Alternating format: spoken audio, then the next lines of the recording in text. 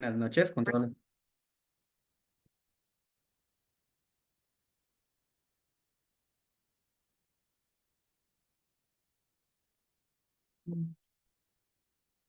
¿Logra apreciar las diapositivas? Sí, sí, magíster. Bien. Bueno, buenas noches con todos. Soy el médico cirujano Jersey Sedano Vaca.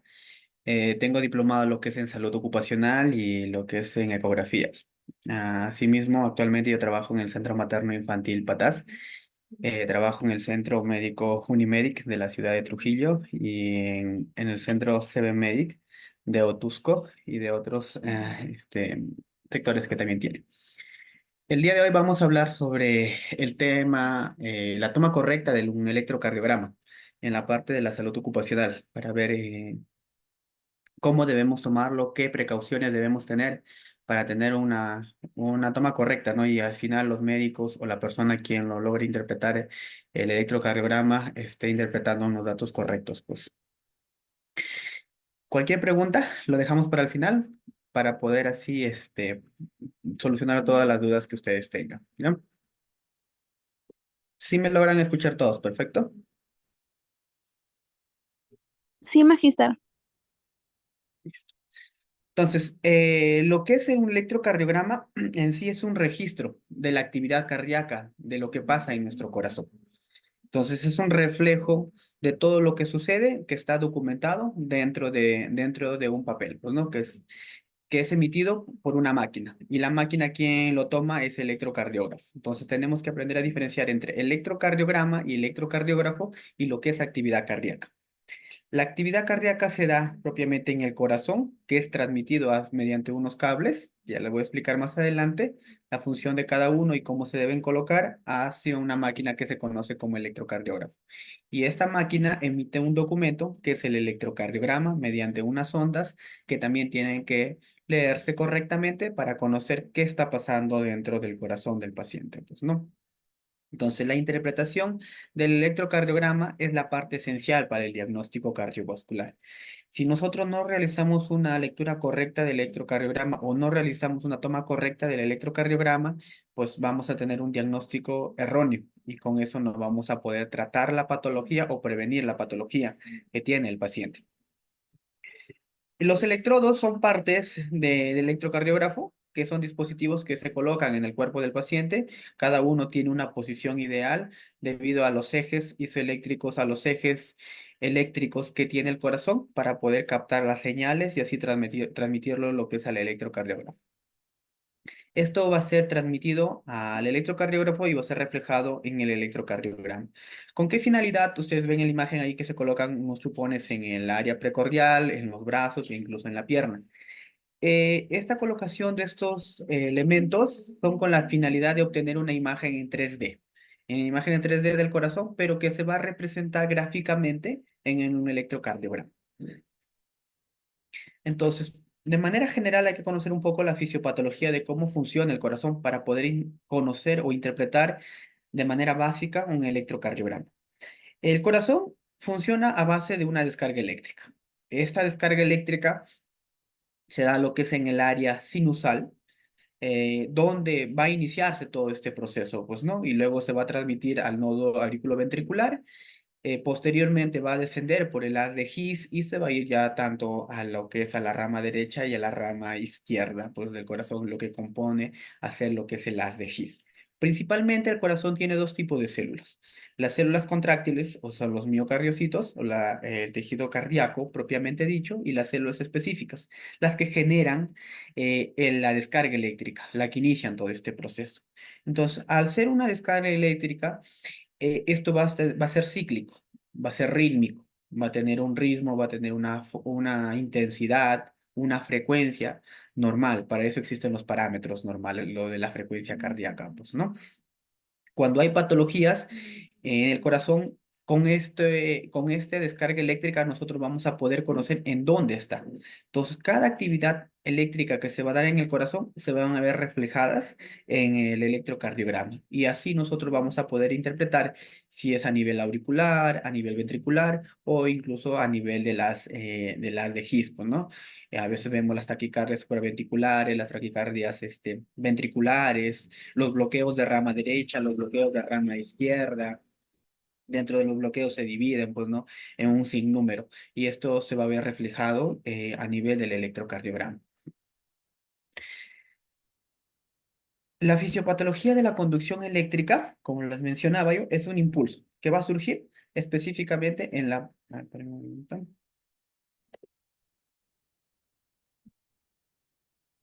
Que va a surgir en el nódulo auricular por una descarga eléctrica. Esto va a ser comunicado por las vías internodales al nodo auriculoventricular. En el nódulo auriculoventricular va a generar nuevamente otra descarga eléctrica y esto va a continuarse a través de la de His hacia la rama derecha, lo que es el ventrículo derecho, y hacia la rama izquierda, lo que es el ventrículo izquierdo. Finalmente, despolarizando desde la parte más distal del corazón, o sea, de la punta del corazón, hacia la parte lateral con dirección hacia la parte posterior, pues, ¿no? Entonces, la actividad cardíaca nace en la parte posterior derecha de la aurícula. Esto de acá, que es específicamente donde se ubica esas células especiales, que es el nódulo auricular. Luego va con una dirección hacia el lado izquierdo y a la parte central del corazón donde se encuentra el nódulo auriculoventricular. Nuevamente donde genera una segunda descarga eléctrica a través del haz de His y se recorre todo lo que es la área interventricular o el septum ventricular hacia la parte más distal y ahí es donde inicia nuevamente la descarga a nivel de todo lo que es el ventrículo, de la parte más distal a la parte más proximal, como vemos en esta imagen. Por eso que la zona a nivel donde se encuentran las válvulas, ya sea la válvula mitral o la válvula tricúspide, ahí es donde es la última zona donde se da la descarga eléctrica. Y en la zona donde inicia es en la aurícula derecha a nivel de la zona posterior lateral. El electrocardiograma, vamos a ver eh, que tiene diferentes formas de tomarlo, ya sea un electrocardiograma básico, un electrocardiograma complejo o incluso hay mucho más este tipo de derivaciones que podemos evaluar. Pero por lo general siempre hablamos de 6 derivaciones estándares y 6 derivaciones precordiales. Bueno, dentro de las 6 derivaciones estándares tenemos las unipolares que son la ABRL, la ABL y la ABF, pues, ¿no? Si las bipolares, que es el uno, el 2 y el 3, que van a ser reflejadas en en el electrocardiograma. Estas van a ser colocadas por lo general en los electrodos van a ser colocados por lo general en los miembros superiores y los miembros inferiores. A diferencia de las precordiales, que son de la B1 a la B6, que esas son colocadas directamente en el área precordial, en los espacios intercostales, que ya les voy a explicar más adelante cómo son.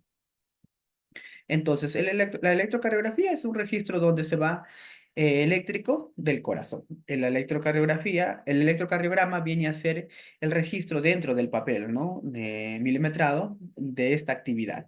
Los electrodos son los que van a transmitir entre el contacto directamente con la piel del paciente hacia el equipo, pues, ¿no? Para que se pueda ver reflejado en el electrocardiograma. Ahora, el electrocardiógrafo viene a ser el equipo que recepciona esta información. Anteriormente hablábamos de equipos que incluso eran registrados manualmente o también registrados mediante un puntero a la antigüedad, ¿no? Mediante la descarga eléctrica y teníamos que estar moviendo nosotros de manera manual el papel milimetrado.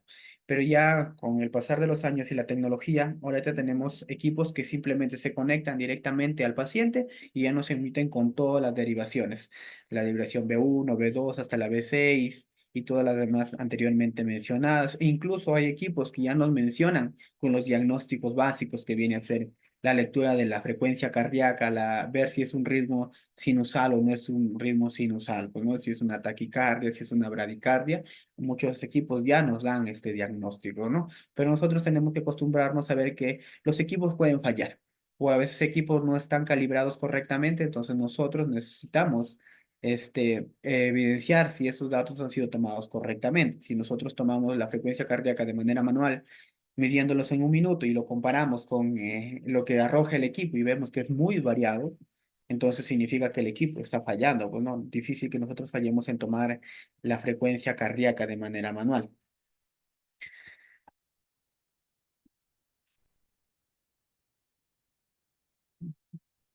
Ahora, dentro de los componentes que tenemos que utilizar para tomar correctamente un electrocardiograma, sí o sí tenemos que tener el equipo, que es el electrocardiógrafo, ¿no? Tenemos que tener el papel milimetrado, tenemos que tener el gel conductor, porque este es el que transmite entre el contacto del chupón con la piel del paciente, pues, ¿no? Y este gel tenemos que saberlo utilizar. No podemos utilizar ni mucha cantidad ni poca cantidad. Estos son los que evita o cancela lo que es la resistencia entre la piel y los electrodos, ¿no? Los electrodos, que vienen a ser más los chupones y las pinzas, ¿no? Que van a ser conectados.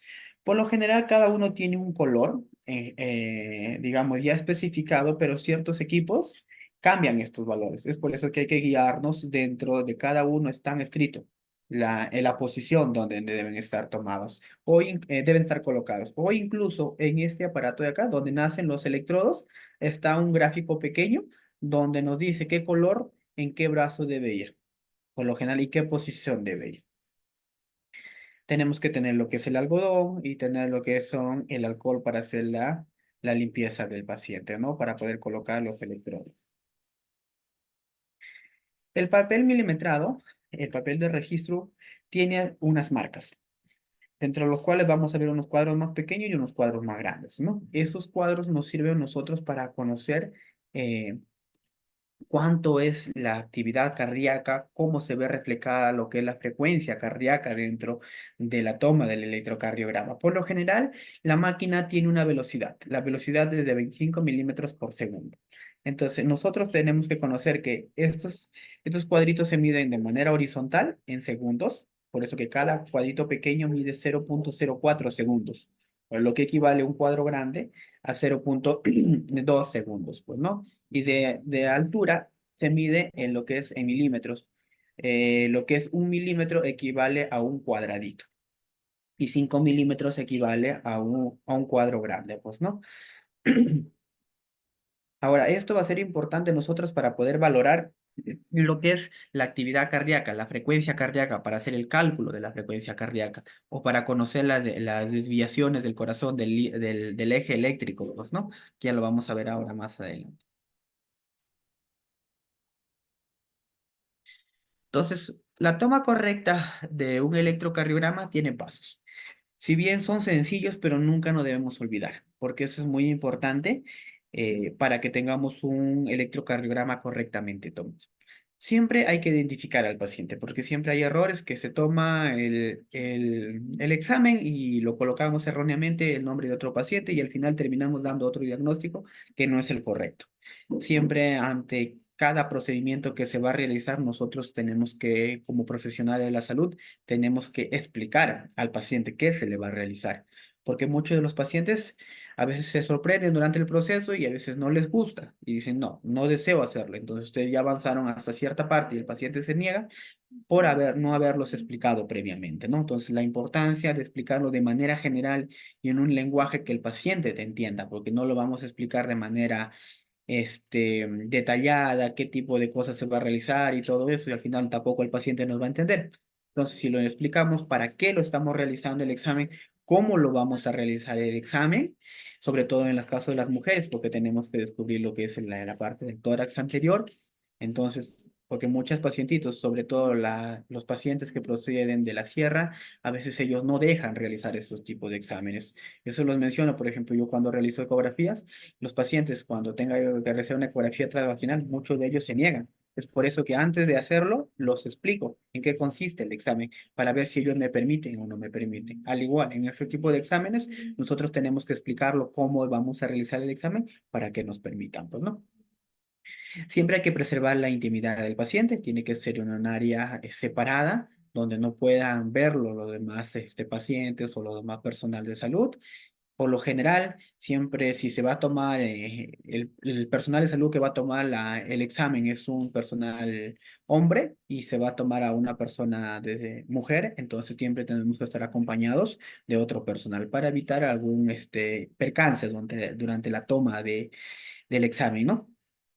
Lavarse las manos, siempre eso es, antes de todo procedimiento tenemos que realizarlo, pues, ¿no? Colocarse los guantes.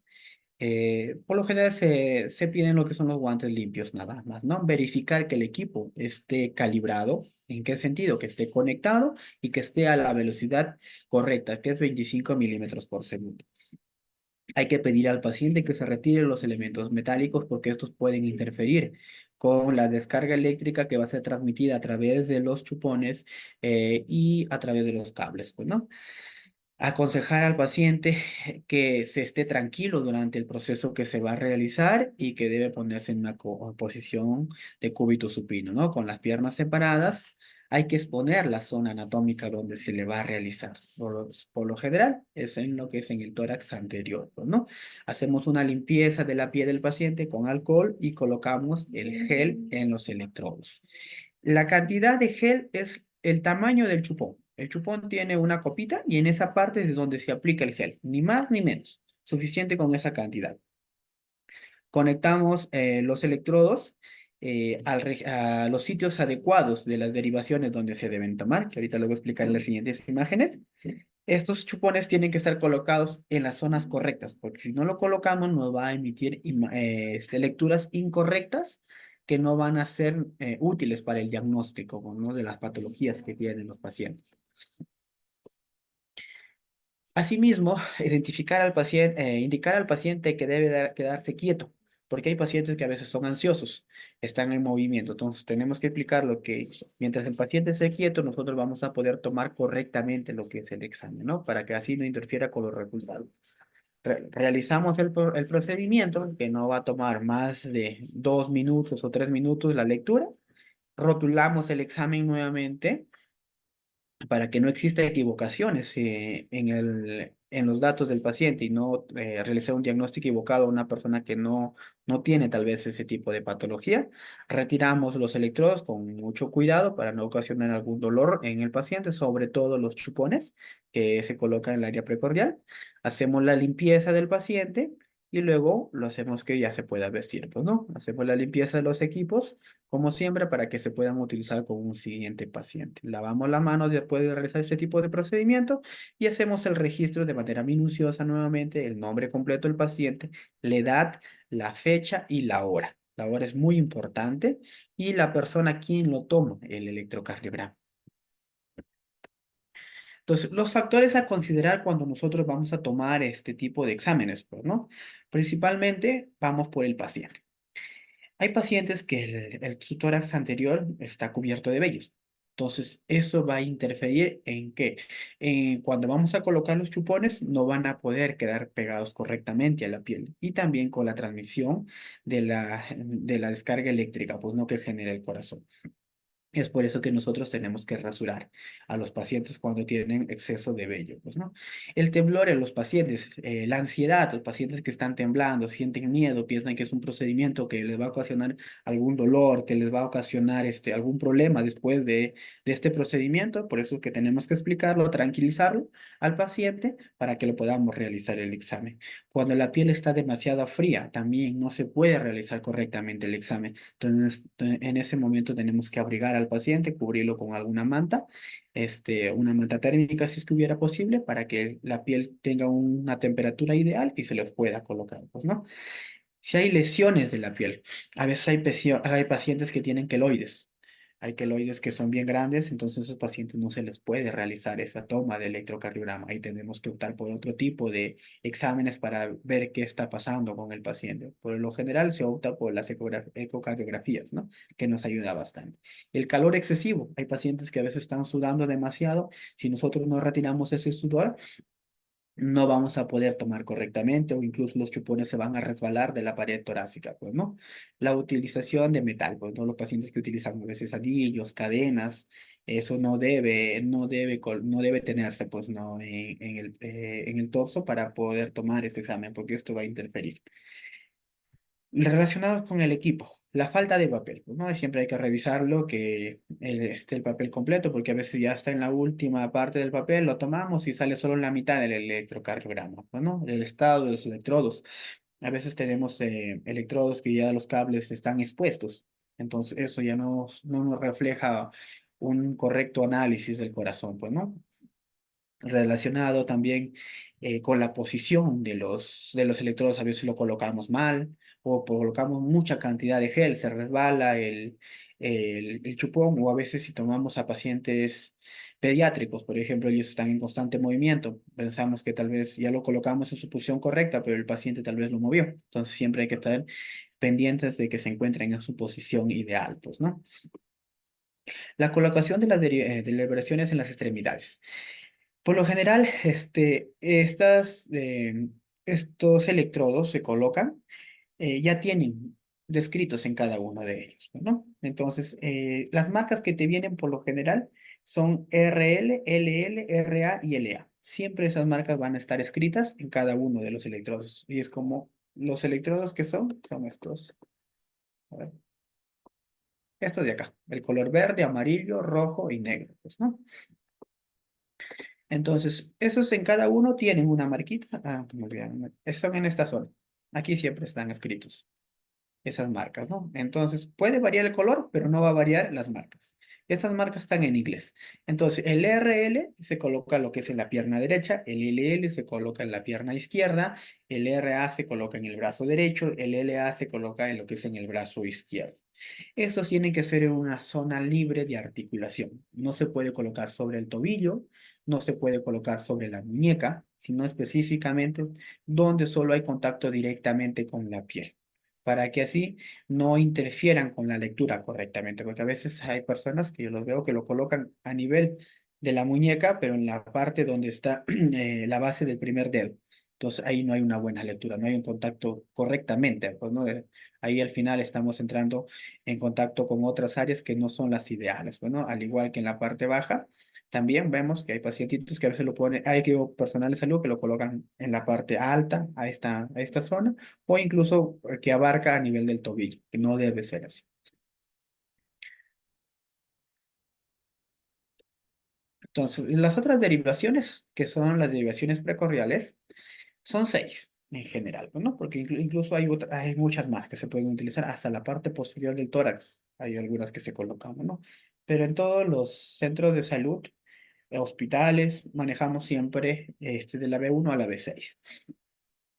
La B1, la que se coloca en el cuarto espacio intercostal derecho, específicamente en el borde. Nosotros empezamos a contar desde la parte alta, desde la clavícula hacia abajo, contamos el cuarto espacio intercostal y ahí lo colocamos. No lo podemos colocar ni encima de la costilla ni debajo ni en la otra costilla, sino en el espacio específicamente, porque si lo ponemos sobre el hueso, esto ocasiona una distorsión y ya no hay una buena lectura. Asimismo, a veces lo colocamos sobre el hueso de la parte central, tampoco podemos tener una buena lectura, ¿no?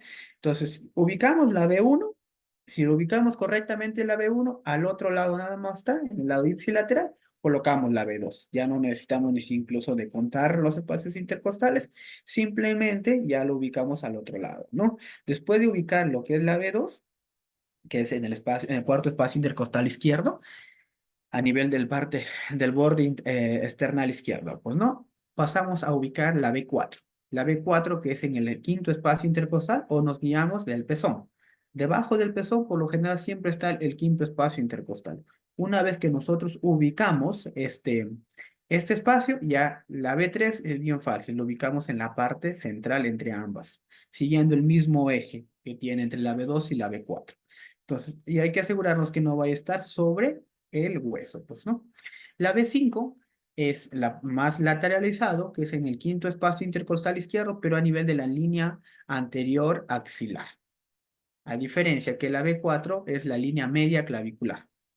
Y la línea media clavicular es la que coincide justamente con el pezón, pues, ¿no? Y la B6 es el quinto espacio intercostal izquierdo a nivel de la axila, a nivel de la línea axilar media. En esta posición tenemos que pedir al paciente que eleve el brazo, que haga una reducción del brazo y ahí podemos identificar con mayor claridad esta línea y lo podemos ubicar. Y todas vienen a ser en el quinto espacio intercostal, pues, ¿no? Del lado izquierdo. ¿Con qué finalidad se colocan en el quinto espacio intercostal izquierdo? Por lo general, ahí es donde vamos a tener el ápice del corazón. Y ahí vamos a poder conocer nosotros la posición que tiene el corazón, ¿no? Para ver si las desviaciones del eje cardíaco, y de acuerdo a eso vamos a ver si un paciente tiene una hipertrofia ventricular, una insuficiencia ventricular, o incluso hay pacientes que tienen una destrocardia. El corazón está al otro lado. Y con eso nos vamos a poder guiar nosotros cuando vamos a hacer la lectura del electrocardiograma, pues, ¿no?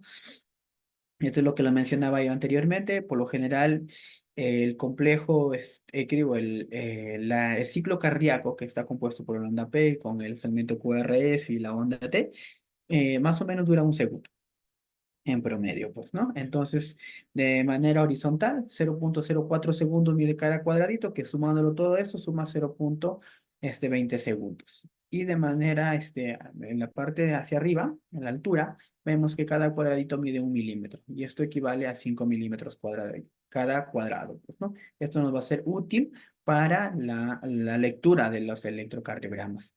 Hay que revisar siempre el electrocardiógrafo que esté calibrado con esta velocidad, 25 milímetros por segundo, porque si no, cuando van a realizar la interpretación, el personal de salud no va a realizar una correcta lectura, ¿no? Porque va a estar alterado. Siempre vienen programados ya con 25 milímetros por segundo, pero siempre hay que revisarlo porque a veces se descalibran los equipos, ¿no? Entonces, ¿qué significa estas ondas, pues, ¿no? En el corazón. La onda P es la parte inicial de este ciclo cardíaco. ¿Y qué involucra? Cuando existe una despolarización auricular. Cuando recuerdan que le hablaba yo de la descarga eléctrica que se originaba en el nódulo auricular, ahí es donde inicia, pues, ¿no? Luego tenemos el segmento PR, que es este segmento donde no pasa nada. No hay ninguna descarga eléctrica, simplemente se está transmitiendo la señal entre el nodo auricular y al nódulo auriculoventricular, ¿no? Y el segmento QRS es el conjunto de ondas que se van a dar en la despolarización ventricular. Y la onda T tenemos lo que es la repolarización de los ventrículos. Cuando nuevamente vemos que ya la descarga eléctrica ya pasó, que es en el segmento QRS, nuevamente se tiene que repolarizar para que nuevamente inicie el siguiente ciclo cardíaco, pues, ¿no? Entre el S y el T vemos que hay un descanso porque es la repolarización que se va a generar para que exista una nueva descarga eléctrica, pero desde el ventrículo hacia la aurícula, generalmente. La onda U, entre el 70 al 80% de los pacientes, a veces no se observa, y en algunos sí se logra observar, nos indica que es la despolarización de las de Purkinje o las de His, ¿no? Estas que se deberían se hace la descarga a través de la pared de los ventrículos, ya sea del derecho o ya sea del izquierdo. Entonces, en un electrocardiograma normal está compuesta por estas 5 ondas, pues, ¿no? La onda P, que nos implica que es la contracción auricular. Cuando se genera la descarga en esta zona y pasa al aurículo ventricular, que es el nódulo aurículo ventricular, ahí se va a generar una contracción de las aurículas. Al generar una contracción de las aurículas, va a generar un vaciamiento de la sangre hacia los ventrículos y la apertura, ya sea de la válvula mitral o la válvula tricúspide, pues, ¿no? El complejo QRS representa la contracción de ambos ventrículos. Entonces aquí nosotros vamos a ver cuando hay patologías, si los ventrículos se contraen al mismo tiempo, un ventrículo no se contrae, o otro demora más que el otro ventrículo a descargarse, o también si se descarga, si hace una contracción pero es débil, entonces vamos a ver el tipo de patología, pues, ¿no? Y la onda T representa la relajación de los ventrículos, pues, ¿no? Esto es cuando nuevamente se prepara para un nuevo ciclo y para el llenado de la sangre desde la aurícula al ventrículo.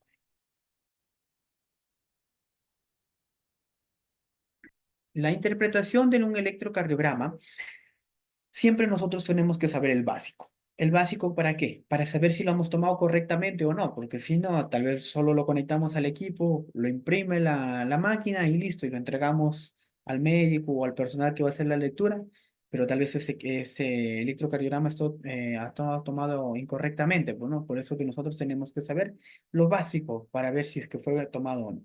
Primero es buscar la estandarización y la derivación en la derivación ABR. Siempre tenemos que buscar primerito esta derivación, porque aquí nosotros vamos a conocer la estandarización y todos los equipos y todos los electrocardiogramas van a tener la misma. ¿Qué significa eso? Que la estandarización siempre debe estar en 10 milímetros de altura con 0,20 segundos de anchura. Es esto de acá. Hacia arriba tenemos que tener 10 cuadraditos y de manera horizontal 0,20 segundos, lo que equivale a 5 cuadraditos. Entonces, al tener correctamente esta estandarización, vamos a ver que no va a haber ningún problema con la lectura del electrocardiograma. Si vemos que esto no ha sido tomado correctamente, lo más probable es que no esté calibrado en la velocidad adecuada que debe pasar la hoja por el electrocardiograma. O tal vez uno de los chupones están mal colocados y tendríamos que tomarlo nuevamente. La frecuencia, tenemos que ver qué frecuencia tiene, si tiene un ritmo regular o irregular. Y para ver más o menos si el paciente te lo envían porque tiene algún problema cardíaco o ya viene con un diagnóstico previo de manera general y lo quieren confirmar, entonces nosotros nos podemos ayudar de ese diagnóstico para ver su ritmo, pues, ¿no?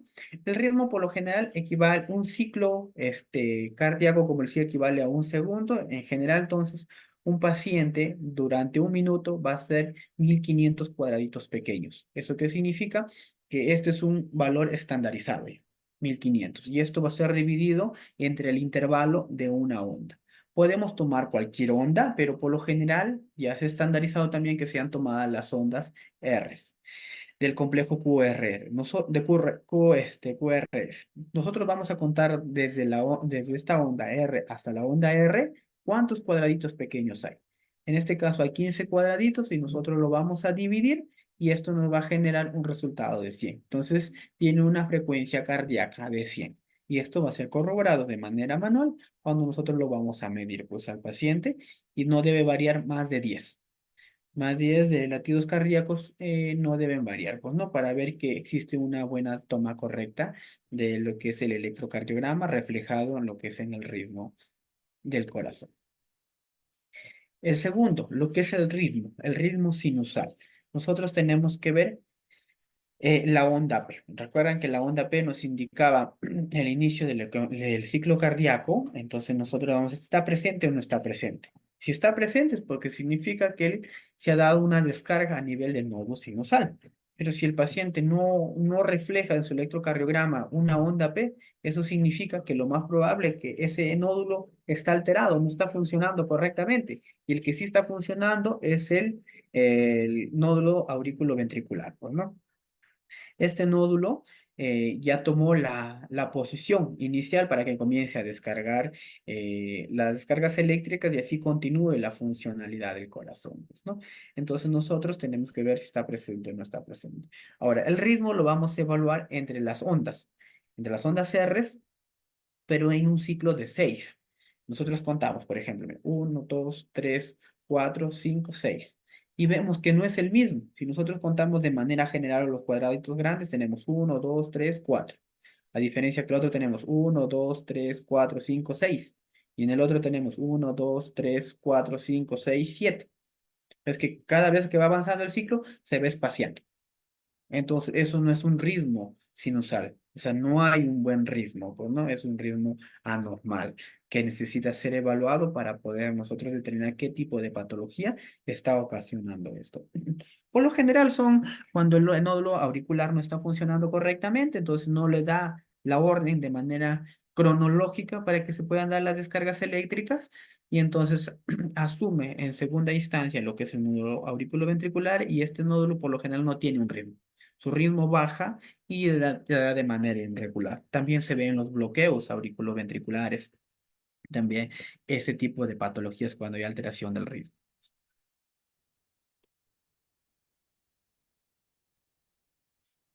El otro paso a seguir es el eje. Nosotros tenemos que verificar siempre este primer eje. En la derivada uno, nosotros tenemos que revisar cuando vamos a tomar el electrocardiograma que esta imagen que vemos acá debe ser igualita en esta derivada. Porque esto nos indica que el electrocardiograma está tomado correctamente en una persona normal. Entonces, cuando una persona se le saca este examen, la onda R va a estar por la parte de la línea media isoeléctrica hacia arriba. ¿Qué significa? Que tiene un rango positivo. A diferencia que si el paciente tiene una desviación de este eje, vamos a ver que se va a encontrar en la parte negativa, hacia la parte inferior. Y así vamos a ver diferentes tipos de patologías. Pero por lo general, en los pacientes que lo vemos que no tienen ninguna patología, vamos a encontrar siempre este eje. Más del 80 al 90% de los pacientes.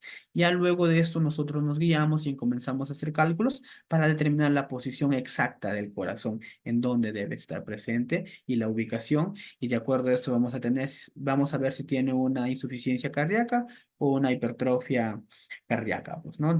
Ya sea del ventrículo derecho o del ventrículo izquierdo.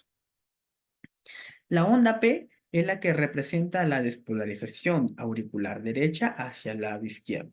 Este proceso toma, por lo general, 0,008 a 0,11 segundos, que significa de 2 a 3 milímetros, o sea, 3 cuadraditos pequeños. Nosotros cuando vamos a evaluar, tenemos que ver que esta onda P tenga esa medida de manera horizontal. De 2 a 3 milímetros, que esté ubicada dentro de esos cuadraditos, estamos hablando de una buena despolarización. Si vemos que es demasiada amplia, significa que no se está dando correctamente.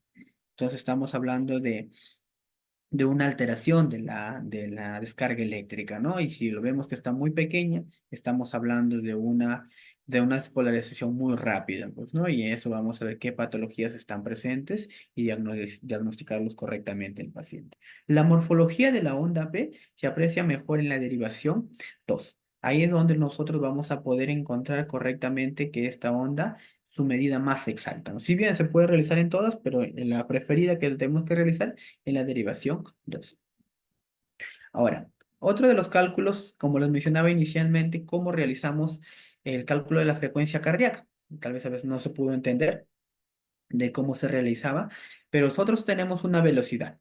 Recuerdan que era 25 miligramos por segundo. Esta velocidad, en base a esto, nosotros realizamos los demás cálculos. Por eso que si ustedes no revisan que el electrocardiógrafo esté calibrado a esta velocidad, los resultados van a salir erróneos. Ustedes hacen un cálculo y va a salir también erróneamente, ¿no? Entonces, un ciclo cardíaco total nos va a durar un segundo. Por lo general, si hablamos en un minuto, van a ver este papelito va a circular en la máquina 1500 milímetros, o sea, 1500 cuadraditos pequeños. Entonces, en esto tenemos que guiarnos nosotros para hacer el cálculo de la frecuencia cardíaca. Entonces, si nosotros queremos hacer, ya está estandarizado que 1500 cuadraditos pasan en un segundo, que digo, en un minuto, nosotros vamos a contar cuántos cuadraditos hay entre las ondas R y R. Acá vemos que tiene 30. Entonces, 1500 entre 30, 50. Y así siempre lo vamos a calcular y nos va a salir lo que es la frecuencia cardíaca, pues, ¿no? Tenemos así, puede ser 30, puede ser 5, puede ser 10, y así vamos a conocer nosotros la actividad cardíaca del corazón. Ahora, otra de las reglas que existen que podemos determinar de manera rápida para poder hacer el cálculo es la regla de 300. Esta regla, cada cuadradito que contamos, nosotros vamos a dividir la frecuencia total, pues, ¿no? Y así vamos a poder calcular. Es más fácil de memorizar, pero no nos ayuda tanto porque si queremos ser más exactos, no nos va a dar el valor exacto. Un cuadradito equivale a 30. Dos cuadraditos lo dividimos 30 entre 2 y nos sale 150. Y así podemos ir bajando, ¿no? Pero es una regla rápida o podemos utilizarlo para corroborar nada más de manera general, pero siempre hay que acostumbrarnos de la manera correcta, que es la anterior que les he mencionado, ¿no? La frecuencia cardíaca, no existe un parámetro exacto, o sea, que te digan de tanto a tanto es la frecuencia cardíaca ideal, cambian de acuerdo a las guías, de acuerdo a los países diferentes. Bueno, aquí me he guiado desde de la Fundación del Corazón, es una guía española, donde nos habla de 50 a 100 latidos por minuto, por lo general, pues, ¿no? Pero esto va a variar de acuerdo a la edad del paciente, el sexo del paciente, la ubicación del paciente. No es lo mismo que veamos una frecuencia cardíaca a nivel del mar versus que estemos a 3000 o 4000 metros sobre el nivel del mar, pues el corazón sí o sí se va a acelerar, pues, ¿no? Entonces, por las mismas adaptaciones fisiológicas que se va a dar. Otros aspectos que tenemos que tener en cuenta al momento de tener la hoja en la mano del electrocardiograma es confirmar la estandarización que les expliqué previamente, confirmar la fecha y la hora del paciente que lo hemos tomado, el nombre de la persona a quien lo ha tomado, valorar el ritmo, si es regular o no regular, aunque actualmente ya los equipos ya nos dan incluso esos datos, pues, ¿no? Y la frecuencia cardíaca. Aquí tenemos un ejemplo, por ejemplo, este es un paciente normal, un ritmo sinusal, porque vemos todas las ondas, la onda P, el segmento QRS y la onda T, pues, ¿no? Que ese es un valor normal, que es una paciente normal, que viene de manera, de manera normal a tomarse un examen y lo vemos y lo encontramos perfecto. Asistolia, esto lo vamos a encontrar a los pacientitos que hacen paro cardíaco, ¿no? Le tomamos un electrocardiograma y vemos que no hay ninguna actividad cardíaca. Esto también se ve en los resucitadores, cuando en la pantalla aparece este tipo de trazados dentro del electrocardiograma, pues, ¿no? Y eso significa que ya no hay actividad cardíaca, por ende el corazón ya no funciona. Acá tenemos una taquicardia sinusal y una taquicardia supraventricular. Entonces, eso les explicaba yo que tenemos que ver si es que hay onda P o no hay onda P. Porque si no hay onda P, significa que no, la parte alta, o sea, de la parte de las aurículas no está funcionando. Y el nódulo auriculoventricular es el que está comandando toda la actividad cardíaca. Pero si encontramos la onda P, es que sí se está dando la actividad cardíaca a nivel de las aurículas. Por eso que esto es la onda P. Esta es la onda P y esto nos indica que sí está dándose la descarga, a diferencia que acá no.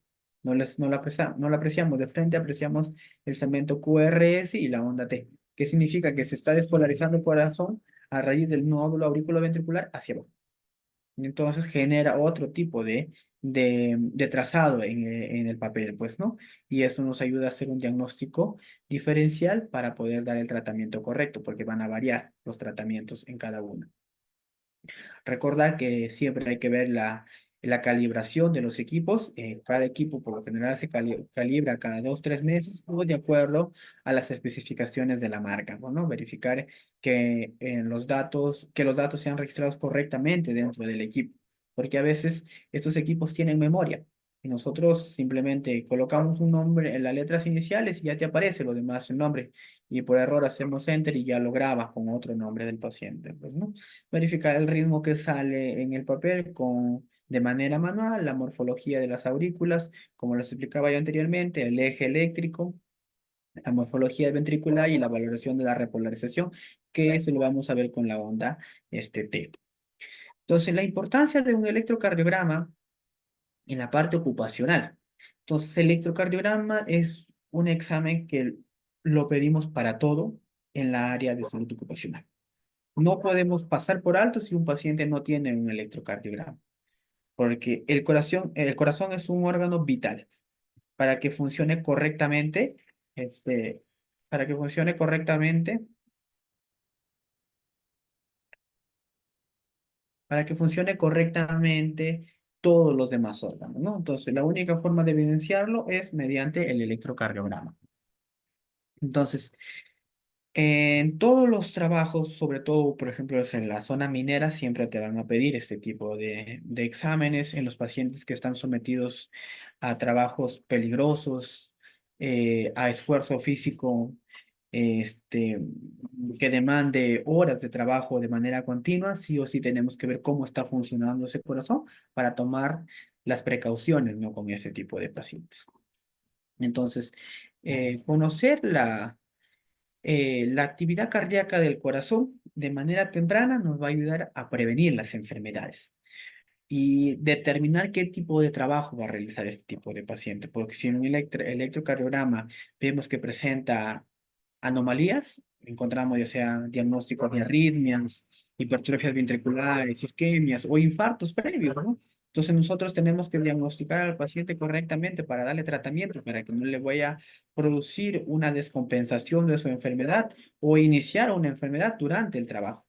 Y esto cuando realizamos la evaluación previa, si nosotros no tenemos cuidado con esto, puede traernos problemas pues, más adelante porque no se diagnosticaron correctamente el paciente. La identificación de riesgos laborales, ¿no? Ciertos pacientes están expuestos a sustancias tóxicas o a esfuerzos físicos extremos. Los conductores, por ejemplo, que pasan largas horas manejando, los mineros, los trabajos en construcción, el estrés mismo, el laboral que se da en ciertos ámbitos de algunas empresas, ¿no? Entonces tenemos que conocer cómo funciona el corazón del paciente. ¿Con qué finalidad se hace todo esto? Con la prevención de accidentes laborales para disminuir así este riesgo que exista dentro del área laboral y el riesgo de una complicación de un paciente. Entonces, si un paciente ya ha tenido un infarto previo, ya diagnosticado por electrocardiograma, nosotros no lo vamos a someter pues a una actividad cardíaca enorme donde demanda esfuerzos tremendos, ¿no? Si es que ese paciente no tiene más exámenes complementarios, ¿no? Para ver qué tanto puede soportar su corazón. Entonces, la única forma de ver eso es con un examen de electrocardiograma donde diagnosticamos inicialmente. Ya luego ya vamos pidiendo más exámenes para ver qué tanto soporta su corazón. Por ejemplo, lo que es una prueba de esfuerzo. La prueba de esfuerzo a nosotros nos ayuda a determinar qué tanto puede soportar su corazón, ¿no? En qué momento se va a descompensar.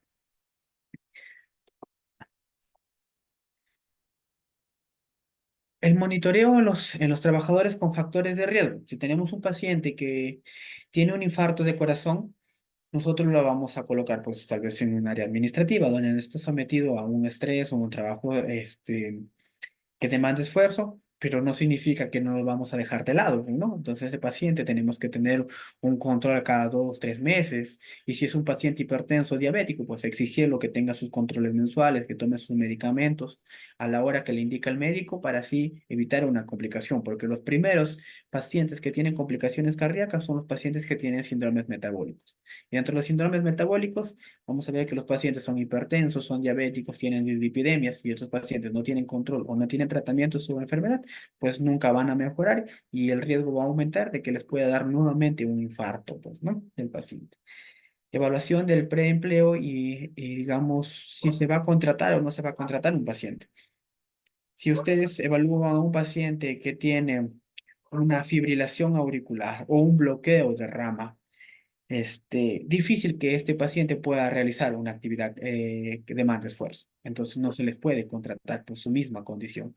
Entonces no es que se esté realizando una discriminación del paciente, sino que él no tiene las condiciones de salud para que pueda realizar esta actividad en específica para la cual se le está solicitando. Tal vez otro tipo de actividad sí lo pueda realizar, donde no demande esfuerzo, claro, se le puede contratar. Pero si es que nosotros requerimos una persona para que realice una actividad donde demande esfuerzo y vemos que tiene alteraciones en su electrocardiograma, pues no se lo va a poder contratar, ¿no? Mejora de la calidad de vida. La detección temprana de esos problemas cardíacos y la implementación de medidas preventivas puede mejorar el bienestar general de los trabajadores, reduciendo la morbilidad y el aumento de su productividad. Ya tenemos pacientes que tienen infartos previos, tienen bloqueos de rama, tienen hipertrofia, insuficiencia cardíaca, y tenemos ya trabajando dentro de las empresas, nosotros ya tenemos que tener la precaución armar, digamos, un protocolo de cómo actuar con estos pacientes, porque hay un protocolo inicial de cómo debemos salvaguardar la vida y cuánto tiempo tenemos que tener para poder derivarlo. Tenemos que tener eso, tenemos que tener una ambulancia, el personal ideal, el personal capacitado para que pueda responder a este tipo de patologías. Y entonces, ¿cómo vamos a poder capacitar a un personal? Previamente sabiendo qué enfermedades tiene nuestro personal que trabaja dentro de una empresa. Y de acuerdo a eso, nosotros ya vamos a tener las precauciones, los medicamentos, los insumos y los materiales para poder tratar y derivar a tiempo este tipo de pacientes y sean tratados de manera oportuna porque si nosotros tenemos un paciente que le da un infarto dentro de una empresa y le deja secuelas, la empresa va a tener que asumir un costo. Y esto, a veces la empresa se ve perjudicada, pues, ¿no? Es igual, por ejemplo, en la área de la minería, los pacientes, si no les toman de manera periódica o antes de ingresar a trabajar una placa de los pulmones, si nosotros recibimos un paciente con una afectación pulmonar, ingresa y se empeora, pues nosotros, como empresa, tienen que asumir esa responsabilidad, ¿no? De esa discapacidad o incapacidad que lo ha generado el trabajo. y nosotros no lo diagnosticamos correctamente. Si un paciente ya vemos que se está alterando de manera secuencial, periódica, su placa de pulmones, vemos que ya poco a poco va generando una fibrosis, entonces ese paciente ya no debe continuar laborando en esa zona, sino tendríamos que cambiarlo a otra zona donde no esté expuesto a ese riesgo o tal vez minimizar el riesgo con ciertos tipos de implementos. Pues no, a lo mismo sucede en la parte cardiológica. Si nosotros encontramos ciertas alteraciones en la lectura del electrocardiograma, pues no lo vamos a someter al paciente, porque sabiendo que va a ocasionar una alteración en la salud del paciente y al final la empresa va a tener que cargar con todo ese problema, pues, ¿no? Si nosotros no lo hemos realizado correctamente. Acá le estoy dejando dos videos. El primer video vemos cómo debemos tomar correctamente un electrocardiograma, la posición de los electrodos, los chupones que se colocan, cómo debe estar el paciente ubicado correctamente. Ahí lo pueden ver para que tengan más conocimiento al momento de realizar la práctica, pues, ¿no? De esta toma de este examen. Y en el siguiente video es donde nosotros y en este otro video, donde les estoy dejando también, es para ver cómo cómo interpretar un electrocardiograma de manera básica. A veces vamos a trabajar en áreas de salud ocupacional, donde nos contratan solo como médicos, solo como enfermeros, incluso hasta como técnicos y a veces estamos a 7 u 8 horas pues, de un centro de salud más cercano o de un hospital donde van a poder hacer una lectura de un electrocardiograma. Si la empresa donde trabajamos tiene ya estos equipos, nosotros de manera básica ya podemos leerlo, ¿no? Y conocer un diagnóstico general del paciente y así ver cómo lo derivamos. Por ejemplo, si yo trabajo en patas, tomo un electrocardiograma y veo que es un infarto, pues no lo voy a traer por tierra a ese paciente porque de Patas a Trujillo más o menos son 12 horas de viaje. Entonces tengo que ver lo que es traerlo mediante un vuelo, ¿no? Y ya ha pasado con pacientes así. Anteriormente hemos diagnosticado un infarto y ese paciente, si lo traíamos por tierra, pues moría. Llegó a Trujillo en el lapso del momento que diagnosticamos nosotros hasta la ciudad de Trujillo, llegó en una hora. Y ese paciente ingresó al hospital regional, fue evaluado y nuevamente vieron que no se podía solucionar ni siquiera en el hospital regional. Y ese paciente ha sido derivado hasta Lima, nuevamente por vuelo. Pero eso, ¿en base a qué? En base a las acciones rápidas que hemos tomado nosotros como personal de salud. Entonces, si imagínense en el centro de salud donde trabajo, no lo hubiéramos hecho la toma de un electrocardiograma, no hubiéramos hecho un diagnóstico oportuno de este paciente. Tal vez lo hubiéramos traído por tierra. El paciente tal vez fallecía en el transcurso. Y así no podíamos salvarle la vida a este paciente, pues, ¿no? Y así son para diferentes tipos de patología. Por eso es muy importante que nosotros debemos capacitarnos de manera continua, debemos conocer lo básico de todo, independientemente de qué tipo de personal seamos médicos, obstetras, técnico, farmacéutico, no sé, diferentes tipos de profesiones de la salud que tengamos, tenemos que conocer lo básico porque donde vamos a ir a trabajar, vamos a hacer de todo. ¿Con la finalidad de qué? De poder salvar a los pacientes oportunamente y dejar o evitar las complicaciones o las secuelas que lo deja, que al paciente eso es lo que lo más le va a generar un gasto tanto económico, un gasto emocional y un desgaste en su salud, esas complicaciones posteriormente esta patología que se ha desarrollado, pues no. Entonces, si tienen alguna pregunta, alguna duda, me lo pueden hacer llegar en este momento para poder solucionarlo.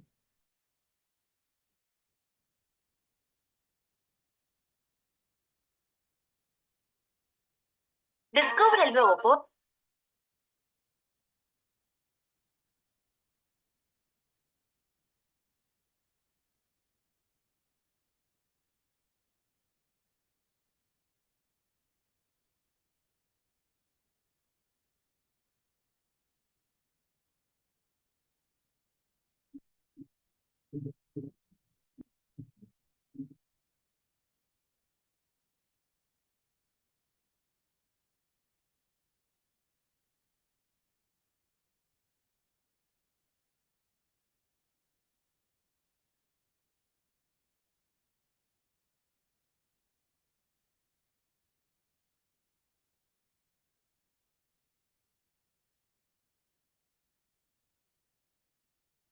Chicos, ¿alguna duda? Entonces, si no hay ninguna duda, entonces damos por finalizada esta clase de la toma correcta del electrocardiograma. En una próxima oportunidad nos vamos a volver a ver sobre lo que es el examen musculoesquelético, que es muy importante en la valoración de la salud ocupacional, ¿no? Si, no, si tal vez tienen algún problema de conectividad, tal vez por chat lo pueden escribir su pregunta. Si no, eso sería todo. Buenas noches con todos los presentes. Un gusto haber explicado sobre este tema.